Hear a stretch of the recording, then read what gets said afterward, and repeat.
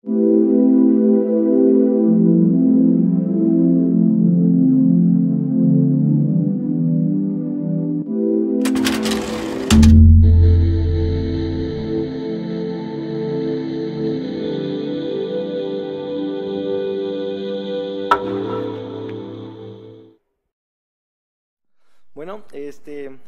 ay Dios, espérame, ya. Pues saben, mi nombre es José Manuel Pérez Buenabad, me coordina el doctor Hugo González Cantú.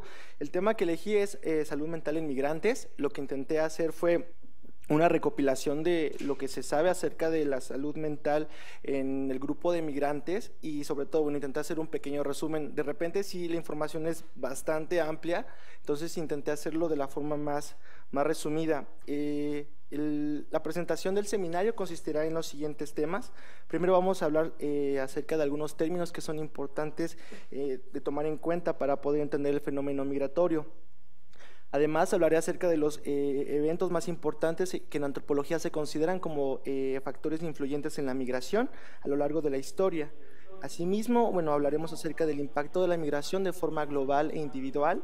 También ya propiamente de los trastornos mentales que se han descrito en los migrantes, la atención en salud mental en migrantes con la cual contamos actualmente y de la cual se promueven políticas para poderla implementar mejor.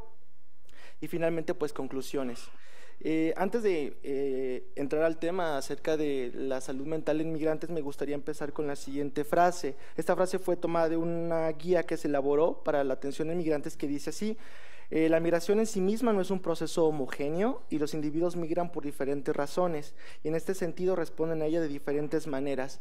Es importante considerar que la migración pues afecta no solamente la salud mental, sino también la salud física y que, como dice el doctor recientemente, ¿no?, cualquier persona de nosotros realmente pues en algún momento hemos experimentado la migración en diferentes formas.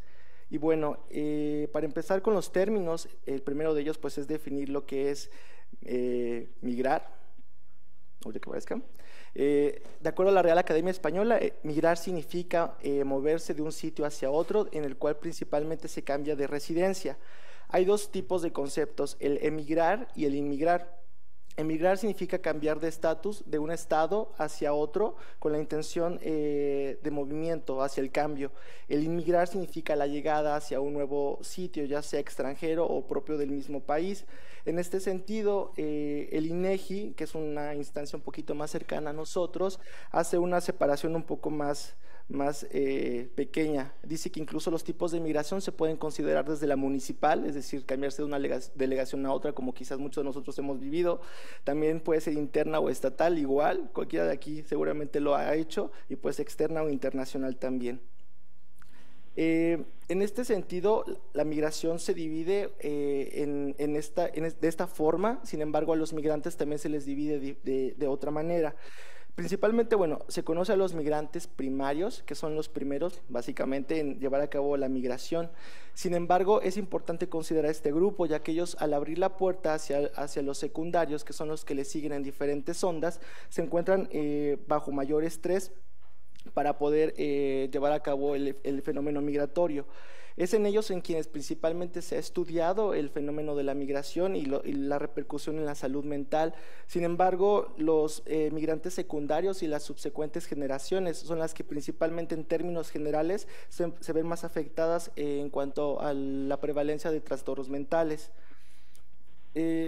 Otro concepto que es muy importante considerar es que es el de aculturación, y el segundo, que es el de asimilación. El fenómeno de aculturación es muy importante porque es uno de los principales factores de estrés a partir del cual se generan cambios que llevan a la prevalencia mayor de trastornos mentales. ¿Cuál es la diferencia? La aculturación significa que dos culturas, dos grupos sociales, al estar en contacto, ya sea de forma continua o de forma intermitente, van a tener cierta influencia la una con la otra. Es el contacto tal cual. La asimilación es un poquito más allá de la aculturación. La asimilación significa la adopción, es decir, un grupo, generalmente una minoría, puede ser un grupo étnico diferente, empieza a adoptar ya sean las costumbres, las tradiciones, incluso el idioma de una cultura mayor. Entonces, la asimilación es básicamente el pensar que hay una integración ya completa de la minoría. Ejemplos de aculturación y asimilación, pues hay muchísimos a lo largo de la historia. Podemos incluso aquí en este mural de Diego Rivera, que está en Palacio Nacional, ¿no?, recordar simplemente el hecho del contacto de la religión católica con los grupos prehispánicos. También la típica imagen de migrantes llegando a Estados Unidos y viendo la Estatua de la Libertad. Algo un poquito más reciente, la migración de refugiados sirios en países fuera de la religión islámica, o propiamente de la misma, pero de diferente variante. Pero a veces ni siquiera tenemos que mirar tan lejos y no tomar en cuenta las noticias, ¿no? La aculturación y la asimilación pues se encuentra en la esquina de nuestra propia colonia, incluso o en cualquier momento lo encontramos. Realmente no tenemos que siempre pensar fuera. Y en este término también es importante mencionar que muchas veces ponemos atención a los refugiados extranjeros y sí, bienvenidos los sirios y todo lo demás, cuando a veces simplemente tenemos otro tipo de minorías propiamente de nuestro país a las que a veces ni siquiera hacemos caso ni ponemos atención. En este sentido, se han realizado pues diferentes convenios y diferentes organizaciones para poder proteger los derechos de migrantes. Una de ellas, y la más rescatable, es la convención que se hizo en Génova en 1951, la cual en 1967 evolucionó para formarse el protocolo sobre el Estatuto de Refugiados. Inicialmente este convenio se hizo con la intención de ayudar a la asimilación de refugiados, sobre todo después de la Segunda Guerra Mundial. Sin embargo, esto fue como el parteaguas para crear instituciones que protegieran a los migrantes. En este protocolo que se realizó en 1967 se definió lo que es un refugiado y lo que es un solicitante de asilo.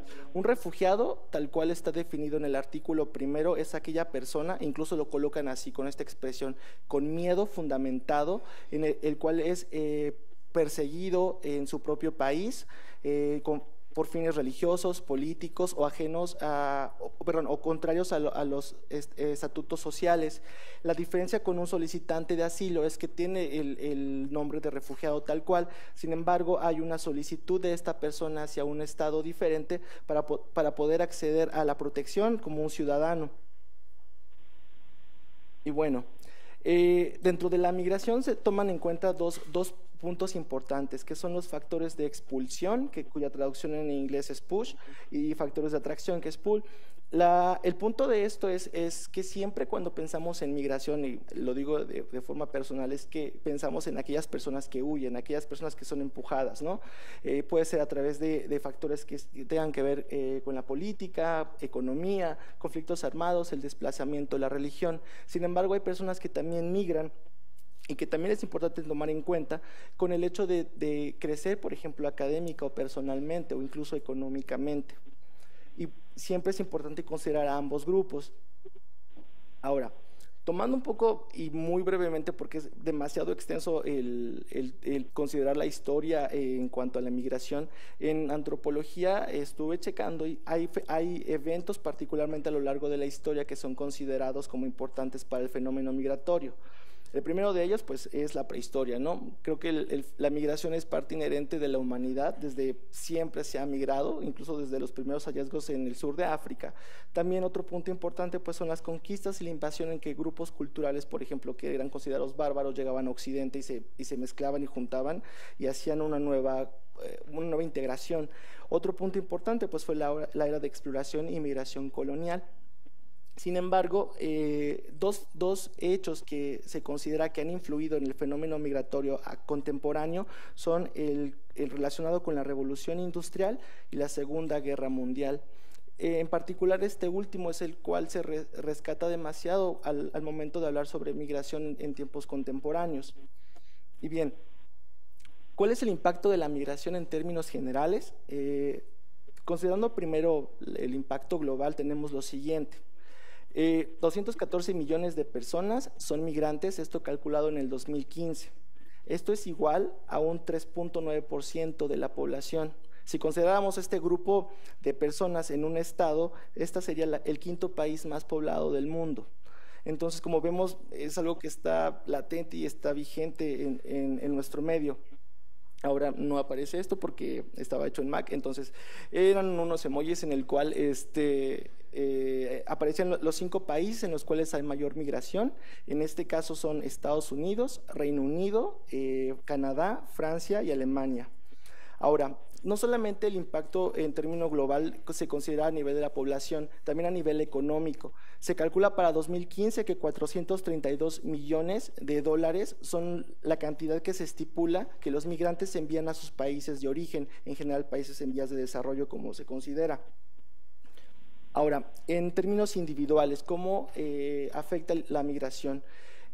Tomando en cuenta el fenómeno de aculturación, varios factores son los que influyen en este y tiene mucho que ver con el grupo étnico que está migrando. Tiene que ver con el género, tiene que ver con la expectativa de rol de género. Asimismo, la generación en la cual se encuentra el grupo afecta e influye en la migración, la cultura de origen, la eficacia lingüística que se puede adquirir, la religión y la educación. Algo que es importante es que el impacto se considera mucho menor cuando dos grupos étnicos, uno el cual es el huésped y el otro el que migra, son cercanos, es decir, culturas que son cercanas en cuanto a religión o idioma, se considera que hay un menor estresor en cuanto a la migración. Bien. Entonces, como tal, la migración la dividimos en 3 etapas. La primera de ellas es la premigración, pues es la preparación que el individuo o el grupo tienen para poder migrar. Aquí es donde principalmente los factores de expulsión y de atracción hacen efecto. Posteriormente, tal cual está ya el migrar, el moverse a través de los límites de estados, y finalmente la posmigración. La posmigración es la etapa en la cual se presentan la mayor parte de los trastornos mentales que se han estudiado en esto y tiene que ver con la separación del grupo de apoyo, las barreras culturales y lingüísticas, como lo mencionaba, y la adaptación ambiental. Y bien, tal vez nosotros a veces no tomamos en cuenta tanto el fenómeno migratorio, es decir, sabemos que existe, sabemos que en México está la bestia, sabemos que los mexicanos migramos, pero realmente no se ha estipulado o no se considera un grupo de estudio particular. En Europa actualmente, por la crisis de migrantes que está habiendo desde el año 2015 principalmente, se han creado organizaciones, incluso la Asociación Psiquiátrica Europea, desde la Segunda Guerra Mundial, comenzó con estatutos para atender los diferentes grupos que migraban dentro de Europa, pero fue hasta el año 2014 en Londres cuando un grupo de expertos se reunieron y en 2 días lo que hicieron fue dictar las guías para poder dar atención en salud mental. Una de estas guías fue parte de los artículos de apoyo que envié y bueno, era como un resumen en el cual ellos consideran la atención en salud mental para migrantes debe de adecuarse. Y bueno, en cuanto a los trastornos mentales, intenté hacer como una recapitulación de cada uno de ellos y va en este sentido. Cuando pensamos en migración, lo primero que podríamos pensar es en trastorno de estrés postraumático. Sin embargo, se considera que hay una mayor asociación, una mayor evidencia incluso de la migración y psicosis. Esto puede relacionarse ya que las personas que migran pues pueden encontrarse aisladas socialmente, puede haber una discriminación hacia ellas y pues la densidad étnica. Como les decía, muchas veces también se encontraba, cuando empezó a estudiarse el fenómeno de psicosis en la migración, que algunos grupos eran sobrediagnosticados de psicosis, es decir, no se entendía su cultura, no se entendía su idioma, entonces a veces la interpretación era mala y pues se sobrediagnosticaba la psicosis y iban para adentro, ¿no? Y la otra era que también no había un entendimiento del perfil del grupo migratorio que tuviera que estudiarse y así poderlo agrupar en la psicosis. Ahora, en términos, digamos, ya un poquito más exactos que tenemos, Cantor, Grace y Selden en el 2015 hicieron un metaanálisis. Ellos juntaron artículos desde 1977 hasta el 2003, me parece, en el cual consideraron la migración y esquizofrenia como temas para relacionar. Ellos encontraron lo siguiente, que la esquizofrenia aumentaba su riesgo relativo para la primera y la segunda generación. La primera generación tenía un riesgo relativo de 2.7 y la segunda de 4.5. A pesar de que este riesgo relativo incrementa, pues no hay que olvidar que hasta el momento el que está mejor estudiado en cuanto a riesgo para esquizofrenia, pues es la historia familiar de la enfermedad. Sin embargo, ellos rescataban que en la primera y segunda generación incrementaba el riesgo de esquizofrenia. La primera generación es aquellos migrantes que nacen perdón, que llegan a Estados Unidos desde una edad infante o tienen al menos un padre que nació en Estados Unidos. La segunda generación ya es cuando ambos padres nacieron en Estados Unidos, por ejemplo, o en un país extranjero. Dentro de este grupo, dentro de este metaanálisis, otro dato que ellos encontraron es que basados en la raza también incrementaba el riesgo. Ellos encontraron que, por ejemplo, el 4.8, que aquí yo pongo en la diapositiva, tiene que ver con el mayor riesgo de esquizofrenia en raza negra. Aquí la cuestión es que ellos consideraban que esto podría ser un poco engañoso en el sentido también que el hecho de tener una cierta raza puede llevar a la posibilidad de un crecimiento menor en ciertas áreas, ya sea académica, económica y laboral. En este sentido, pues también ellos consideraban, por ejemplo, el hecho de relacionar la densidad étnica, la proximidad entre los grupos migratorios y ver cuál podría ser realmente la relación entre estos. Sin embargo, al ser la mayoría de los estudios de tipo descriptivo, no se podía hacer una relación de tipo causal. Ahora, en cuanto a la migración y el trastorno por consumo de sustancias, se encuentra lo siguiente. Las primeras, digamos, estudios que se hicieron un poquito más exactos fue Alegría en el año 2007. Este autor encontró una baja prevalencia en el trastorno por consumo de alcohol y sustancias entre los hispanos inmigrantes en relación a los hispanos nacidos en Estados Unidos. Es decir, los migrantes sí tenían un mayor riesgo, una mayor prevalencia en el trastorno de consumo de alcohol y sustancias, sin embargo era mucho menor en comparación con los migrantes que ya nacían, perdón, con las personas que nacían en el país huésped con un origen migrante. Esto también, bueno, lo llegaron a relacionar con el hecho de que inmigrantes de sexo masculino pues tenían una mayor propensión al consumo de sustancias y a la unión a grupos delictivos. Dentro del estudio que se ha hecho en migrantes y los trastornos mentales, hay un estudio que se ha extendido en el cual se comparó población mexicana con población en Estados Unidos. Y hubieron varios grupos, mexicanos que no tenían relación con la migración, mexicanos que tenían al menos un familiar migrante en el extranjero, los migrantes, y aquellos que tenían en Estados Unidos al menos uno o dos padres que ya habían nacido, por ejemplo, en ese país. En este sentido, en Estados Unidos, en este estudio, se encontró que inmigrantes mexicanos tenían una mayor probabilidad para el consumo de sustancias. Sin embargo, esto no se encontró para el caso del alcohol en comparación con los residentes que estaban en México. Es decir, el migrar incrementaba el riesgo para el consumo de sustancias, no así para el alcohol, lo cual les llamó la atención.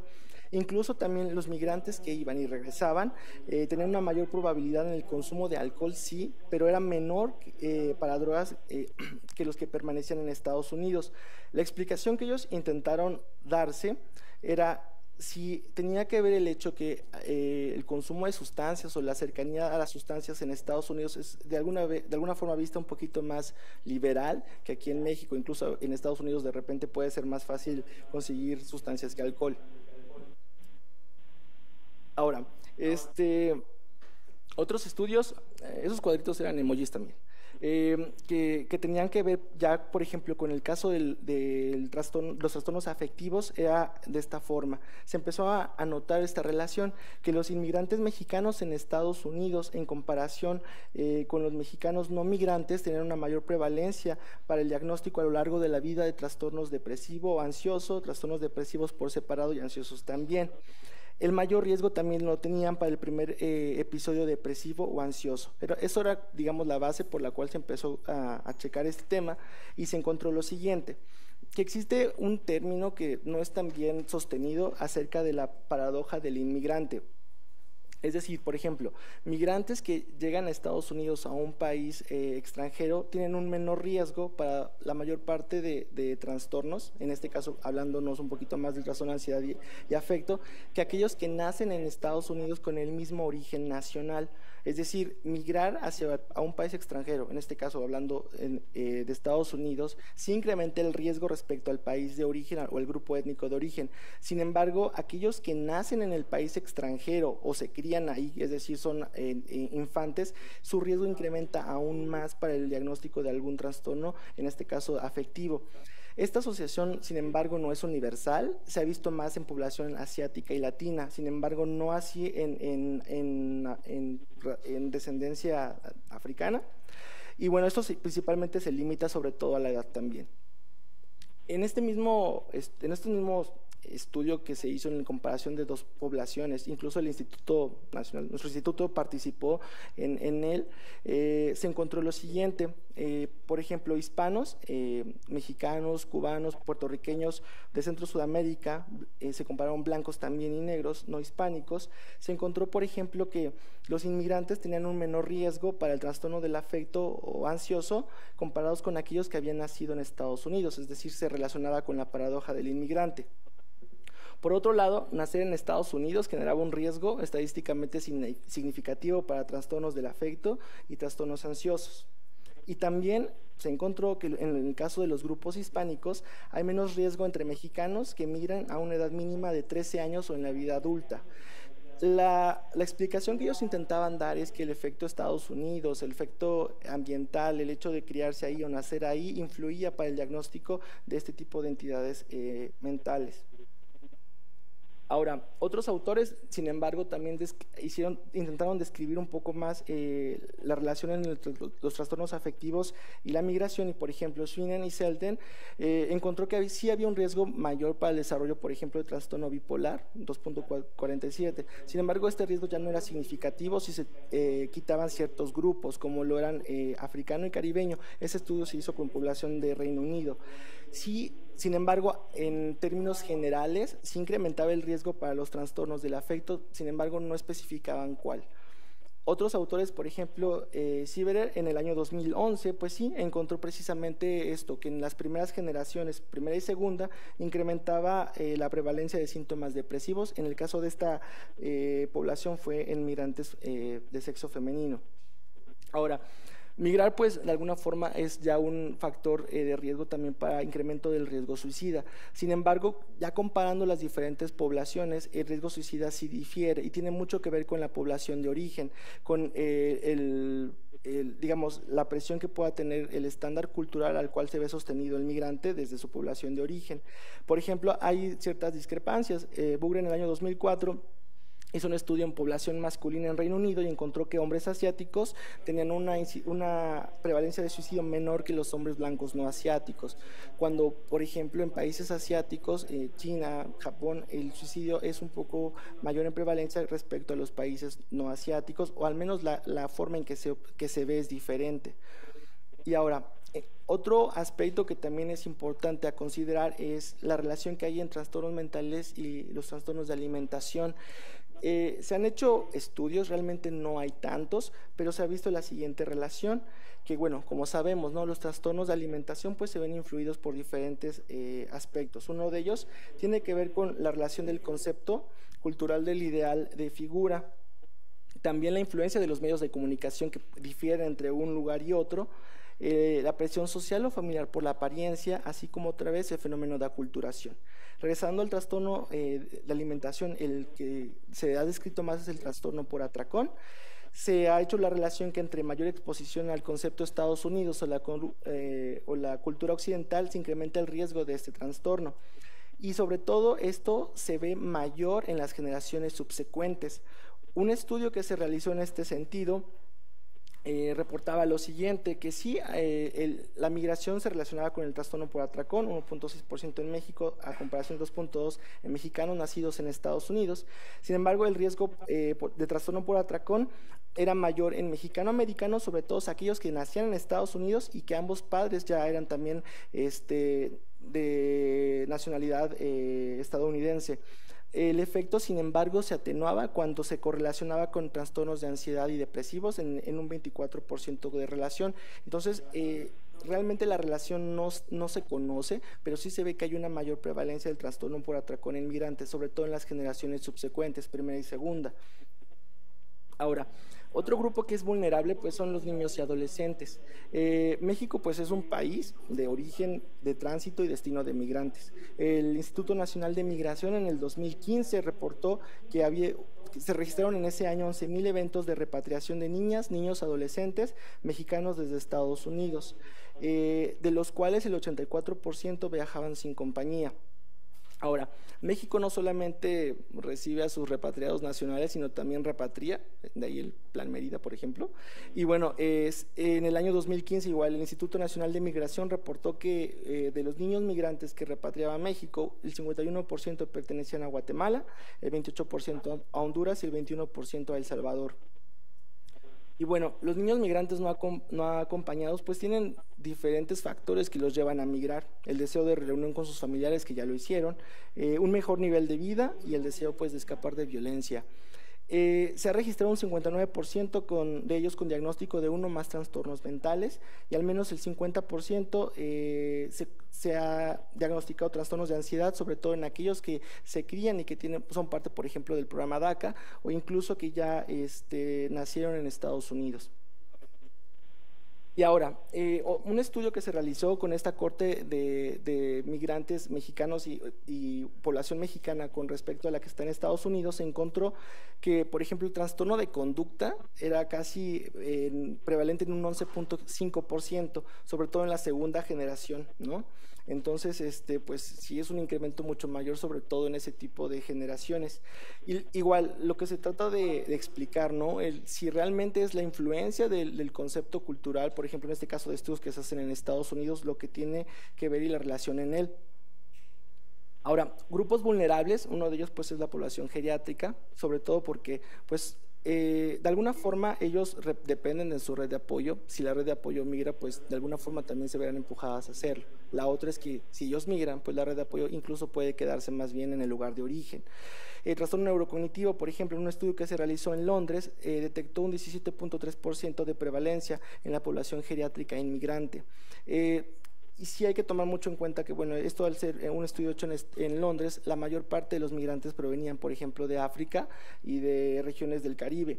La depresión en ellos pues se ha relacionado con factores que incluso, bueno, no son tan difíciles de pensar, como lo pueden ser, por ejemplo, las enfermedades crónicas, también se ha visto más en mujeres, el déficit funcional que pueden tener, el bajo ingreso, el aislamiento y pues la pobre red de apoyo. Ahora, no dejo al trastorno de estrés postraumático al final, porque no sea importante, de hecho es realmente importante, pero como les comentaba, el trastorno de estrés postraumático sí obviamente es más presente en cierto grupo de migrantes, sobre todo en aquellos que son expuestos a eventos traumáticos. Y bueno, imágenes de esto pues ocurren día a día y pues creo que podemos incluso inferirlo, ¿no? Y siempre pues que pensamos que un paciente tuvo un antecedente de migración, pues siempre es importante explorar esto, además de los otros trastornos. Y bueno, en el caso del trastorno de estrés postraumático y sobre todo en el caso de los refugiados, se ha encontrado que es 10 veces mayor la probabilidad del diagnóstico cuando se compara esto con la población nativa pareada con la edad. En el caso de los solicitantes de asilo también se ha visto esta prevalencia, aunque en ellos en particular por el tipo de estatus que tienen, se ha visto que incrementa cuando la longitud de la estancia para la espera de la respuesta de ser aceptados, el desempleo o la ausencia de apoyo familiar lo incrementan.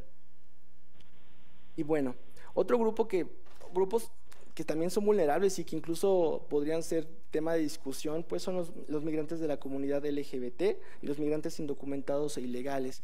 En el caso de los migrantes de la comunidad LGBT, pues bueno, son llevados a migrar pues por homofobia, por actos sociales en contra de los mismos. Y pues esta imagen creo que es bastante descriptiva acerca de lo que ocurre en Medio Oriente cuando una persona pues es castigada con la ley de la Sharia.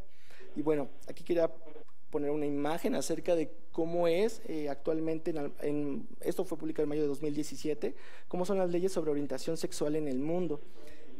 Como pueden ver en rojo son los países en los cuales aún está criminalizado. Podemos ver cómo está polarizado a cierta región, e incluso tiene que ver también con la mayoría religiosa que se encuentra en esa área, sobre todo el norte de África y Medio Oriente.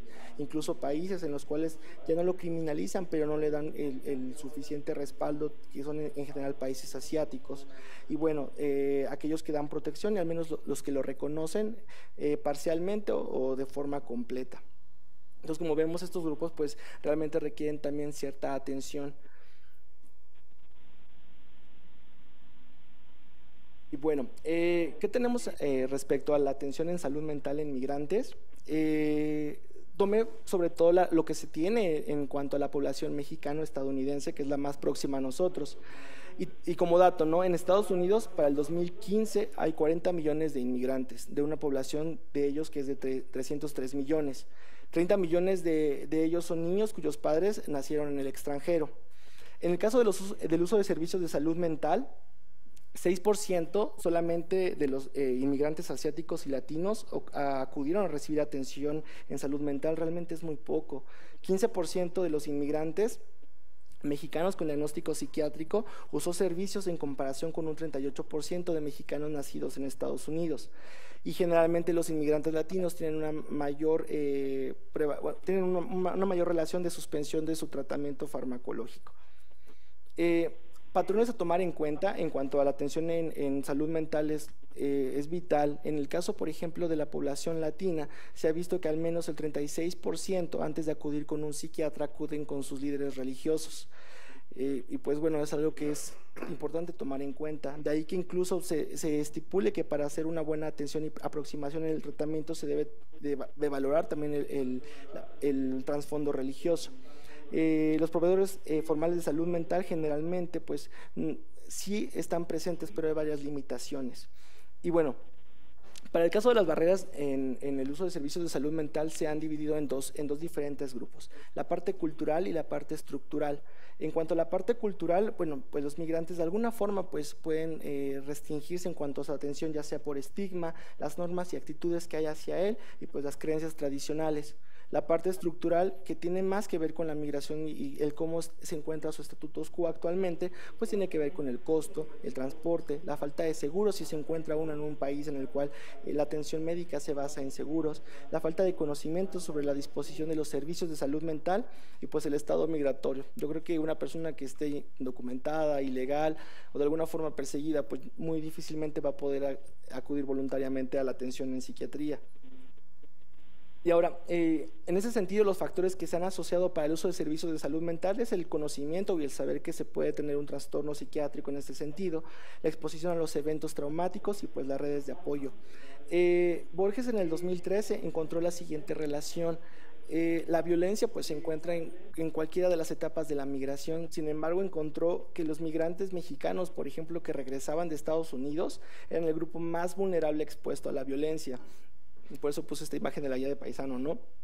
Y porque muchas veces la explicación que se da es que, bueno, consideran que el hecho de venir desde Estados Unidos, el gabacho, lo que dicen, ¿no? Es, ahora tiene dinero, entonces eso los expone también al tráfico y no solamente en una sola dirección. Y ahora, como especialistas en salud mental, pues tenemos que atender esta parte también en los migrantes, ¿no? La parte de tratamiento psicoterapéutico y farmacológico. La Asociación Psiquiátrica Mundial valora que siempre es importante en la atención pues conocer el trasfondo cultural del grupo al que se va a tratar.